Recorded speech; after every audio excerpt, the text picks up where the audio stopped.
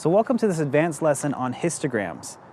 Basically, using a histogram will help you determine the highlights and the shadows and basically a really good exposure for your image.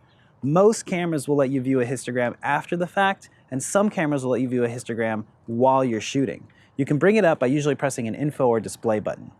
Now, the whole idea behind the histogram is viewing the actual levels in graph form. On the left side of the histogram, we'll see our shadows, and on the right side of the histogram, we'll see our highlights. Up and down will be the levels of exposure in the graph. So you want to get a really nice healthy exposure by having a good medium fat graph in the middle between your shadows and your highlights.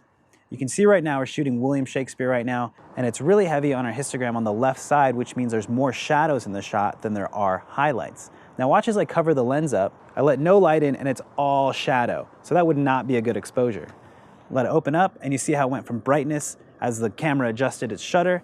Now we have a nice fat histogram. I'm going to switch it over to manual so you can really see what we're doing here. Watch as I adjust the shutter on William Shakespeare and it gets brighter and brighter. That whole graph is moving towards the highlights because we're blowing things out. We're making our shutter slower to let more light in, and it would not be a good exposure.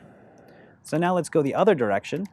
So now we're at 25/100th of a second in our shutter, not letting a lot of light in. You can see our histogram is showing a deep side on the shadows, not a good exposure. So I could go ahead and just stare at a histogram without knowing any of the settings and understand what a good exposure is. That looks like a great exposure to me in manual mode. Now, if I didn't have anything else to look at and I was just looking at the histogram, or I was unsure if the highlights were going to be blown out or I wasn't going to be able to see into the shadows, I would use the histogram to get a great exposure. If I saw any of the graph in the far left, the shadows would be gone. And if I saw any of the graph in the far right, the highlights would be gone.